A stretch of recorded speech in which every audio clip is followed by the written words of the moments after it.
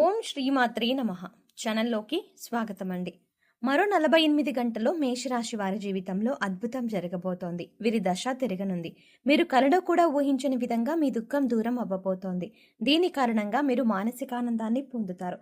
అయితే మరో 48 గంటల్లో మేషరాశి వారికి ఏం జరగబోతోంది, వారి దుఃఖం ఏ విధంగా దూరం కాబోతోంది అనే పూర్తి వివరాలను ఈ వీడియోలో మనం తెలుసుకుందాం. కానీ అంతకంటే ముందుగా మీరు కనుక మన ఛానల్ని ఇప్పటి వరకు సబ్స్క్రైబ్ చేసుకోకపోతే వెంటనే సబ్స్క్రైబ్ చేసుకోండి. అలాగే పక్కనే ఉన్న బెల్ ఐకాన్ క్లిక్ చేసి అందులో ఆల్ సెలెక్ట్ చేసుకోవడం ద్వారా మేము చేసే ప్రతి వీడియో అప్డేట్స్ మీ మొబైల్కి ముందుగా నోటిఫికేషన్గా అందుతుంది. వివరాల్లోకి వెళ్తే మేషరాశి రాశి చక్రంలో మొదటి రాశి. అశ్విని నక్షత్రం 1, 2, 3, 4 పాదాలు, భరణి నక్షత్రం 1, 2, 3, 4 పాదాలు, కృతికా నక్షత్రం 1వ పాదంలో జన్మించిన వారు మేషరాశికి చెందిన వారై ఉంటారు. ఈ రాశికి అధిపతి కుజుడు. ముందుగా ఈ రాశి వారి వ్యక్తిత్వాన్ని చూసుకున్నట్లయితే మీరు చాలా మంచి మనస్తత్వం కలవారని చెప్పుకోవాలి. బంధాలకి అనుబంధాలకి అధికంగా ప్రాధాన్యతనిస్తారు. ఓర్పును అధికంగా కలిగి ఉంటారు. కష్టపడి ఏదైనా పనిని పూర్తి చేసి దాని ఫలితం కోసం ఎంతకాలమైనా ఎదురు చూస్తారు. ఎంత కష్టం వచ్చినా బంధాలని వదులుకోవడానికి ఇష్టపడరు. అలాగే కొత్త స్నేహాలు బంధాలు పరిచయం అయినప్పటికీ కూడా పాత బంధాలని విడిచిపెట్టరు. కుటుంబ సభ్యులపైన అమితమైన ప్రేమానురాగాలని కలిగి ఉంటారు. కుటుంబం అంటే ఈ రాశి వారికి ఒక పెద్ద బలం అని చెప్పుకోవాలి. అలాగే ఇది వీరికి ఒక పెద్ద బలహీనతని కూడా చెప్పుకోవచ్చు. కుటుంబ సభ్యుల కోసం ఏం చేయడానికైనా సిద్ధంగా ఉంటారు. ఇక వీరి జీవితాన్ని పరిశీలించినట్లయితే వీరి జీవితంలో అనేక సమస్యలు ఒడిదుడుకులు ఉంటాయని చెప్పుకోవాలి. మీకున్నటువంటి మంచి మనస్తత్వం చేత కూడా కొంతమందిని దూరం చేసుకునే అవకాశాలు ఉంటాయి.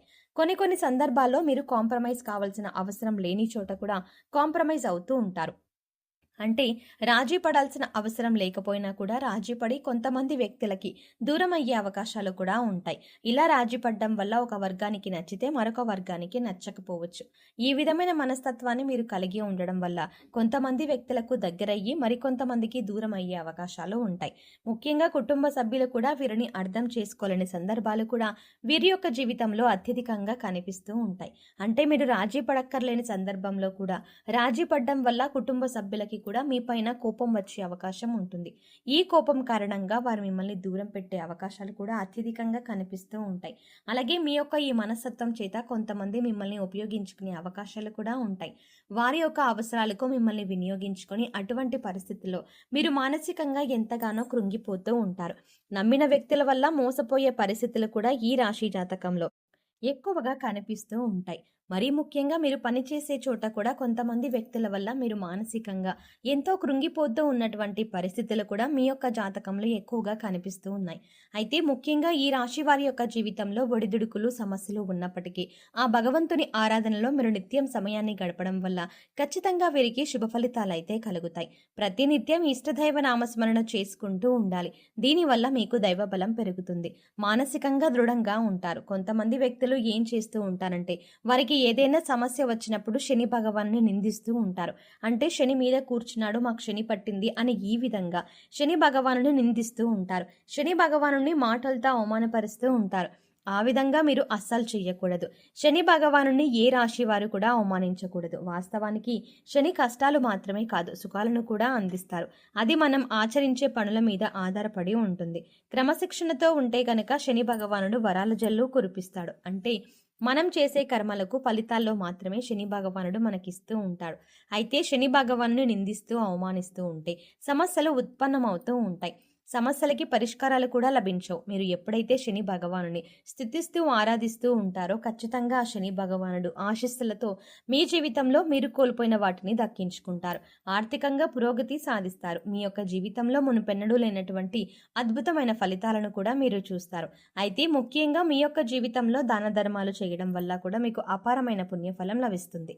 అంటే మీ యొక్క మనస్తత్వం ఇతరులకు సహాయం చేసే గుణమే కాబట్టి మీరు ఈ విధంగా దాన ధర్మాలు చేయడానికి ఏమాత్రం వెనుకంజ వెయ్యకుండా మీ శక్తి మేరకు, అంటే అప్పులు చేసి దానాలు చేయాల్సిన అవసరం లేదండి. మీకు ఉన్నంతలో మీ శక్తి మేరకు దానం చేస్తూ ఉండండి. ఈ విధంగా చేస్తే గనక ఖచ్చితంగా ఆ పరమశివుడి అనుగ్రహం మీకు తోడుగా ఉంటుంది. ఆ శని భగవానుడు కూడా మిమ్మల్ని ఎంతగానో అనుగ్రహిస్తాడు. మీ జీవితంలో ఉన్నటువంటి ప్రతి సమస్య కూడా పరిష్కారాన్ని చూపిస్తాడు. అలాగే ఆలయానికి వెళ్ళి నిత్యం మీరు శని భగవానుడు చుట్టూ ప్రదక్షిణలు చేసి నెయ్యితో దీపాన్ని వెలిగించండి. శనివారం రోజు ఈ విధంగా చేస్తూ ఉండండి. మీకు వీలైతే శని భగవానుడికి ఇష్టమైనటువంటి నల్లని వస్తువులు, నల్లని వస్త్రాలు పేదలకు దానంగా ఇవ్వండి. ఈ విధంగా చేయడం వల్ల కూడా అపారమైన పుణ్యఫలం మీకు దక్కుతుంది. ఇక ముఖ్యమైన విషయంలోకి వస్తే ఈ మేషరాశి వారి యొక్క జాతకం ప్రకారం ఈ తేదీల్లో మీకు దుఃఖమంతా దూరమయ్యే అవకాశాలు కనిపిస్తున్నాయి. అది ఏ రకమైన దుఃఖమైనా కావచ్చు. ఒక్కొక్కరి జీవితం ఏ విధంగా ఉంటుందంటే ఏదో ఒక సమస్య నెలల నుండి కావచ్చు లేదా సంవత్సరాల నుండి కావచ్చు వారిని వేధిస్తూ ఉంటుంది. కుటుంబ సభ్యుల మధ్య సఖ్యత లేకపోవడం కావచ్చు, ఆర్థికంగా ఇబ్బంది పడుతూ ఉండవచ్చు, లేదా మీ వృత్తి వ్యాపారానికి సంబంధించిన సమస్య అవ్వచ్చు, లేదంటే ఇరుగు పొరుగు వ్యక్తులతో విభేదాలు, లేదంటే బంధువులతో విభేదాలు. ఈ విధంగా ఒక్కొక్కరి జీవితంలో తీరని సమస్య అంటూ మానసికంగా వారిని వేధించేటటువంటి ఒక పెద్ద సమస్య ఉంటుంది. ఆ సమస్య దూరమయ్యే అవకాశం కనిపిస్తోంది. మీరు ఎంతో కాలంగా ఈ సమస్యతో వేధింపబడుతున్నారు. ఈ సమస్య కారణంగా మీరు ఏ నిర్ణయం సక్రమంగా తీసుకోలేకపోతున్నారు. ఇక ఈ సమస్య తీరడం వల్ల మీకు ఎంతో మానసిక ఆనందం కలుగుతుంది. మీ యొక్క జీవితంలో ఈ విషయాలు కనిపిస్తున్నాయి. అంటే చాలా కాలంగా మిమ్మల్ని వేధిస్తున్నటువంటి ఒక పెద్ద సమస్యకి పరిష్కారం లభించవచ్చు. ఆర్థిక సమస్యలు తీరిపోవచ్చు. అలాగే అప్పులు చేసి కట్టలేని పరిస్థితిలో మీరు ఉన్నట్లయితే ఆ అప్పులన్నీ కూడా ఈ సమయంలో తీరనున్నాయి. ఆ అప్పులన్నీ కట్టడానికి మీకు మార్గం తెలుస్తుంది. నిరుద్యోగులకి మంచి ఉద్యోగం లభిస్తుంది. ఉద్యోగంలో మీరు శుభవార్త వినే అవకాశం ఉంటుంది. ప్రమోషన్తో కూడిన ట్రాన్స్ఫర్ లభించవచ్చు. అలాగే విదేశాలకు వెళ్ళాలి అనుకునే వారికి కూడా ఇది ఒక శుభ సమయంగా సూచిస్తుంది. విదేశాలకు వెళ్ళి అక్కడే స్థిరపడాలి అనుకునే వారికి కూడా చక్కటి అవకాశం లభిస్తుంది. కుటుంబ సభ్యుల మధ్య ఉన్నటువంటి అపార్థాలు తొలగిపోవచ్చు. కుటుంబ వాతావరణం ప్రశాంతంగా మారవచ్చు. లేదంటే వివాహం కోసం ప్రయత్నం చేస్తున్న వారికి వివాహానికి సంబంధించి ఒక చక్కటి వార్త వినే అవకాశాలు కూడా కనిపిస్తున్నాయి. ఈ విధంగా మీ యొక్క జీవితంలో చాలా కీలకమైన రోజులుగా చెప్పుకోవాలి. ఈ 2 రోజుల్లో మీరు ఉదయం లేవగానే సూర్య భగవానునికి నమస్కారం చేసుకోండి. సూర్య ఆరాధన చేయడం వల్ల అద్భుతమైన ఫలితాలు పొందవచ్చు. ఆరోగ్యం మెరుగుపడుతుంది. ఈ 2 రోజులు మాత్రమే కాదండి, ఎప్పుడైనా సరే ప్రతిరోజు మీరు సూర్యోదయానికి ముందే నిద్రలేచి ఉదయించే సూర్యుడికి నమస్కరిస్తే కనుక ఆ సూర్య భగవానుడి యొక్క ఆశీస్సులు ఎల్లవెల్లలా మీకు తోడుగా ఉంటాయి. అలాగే ప్రతిరోజు కూడా సూర్యుడికి ఆర్ఘ్యం సమర్పించండి. అంటే ఒక రాగి పాత్రలో నీళ్లు తీసుకొని అందులో కొద్దిగా కుంకుమ, అక్షితలు, ఒక ఎర్రటి పువ్వుని వేసి సూర్యుడి వైపు తిరిగి మీ చేతులు నుదుటి కంటే కూడా పైకి పెట్టుకొని 2 చేతులతో చెంబు పట్టుకొని సూర్యుడికి నీళ్లను సమర్పించాలి.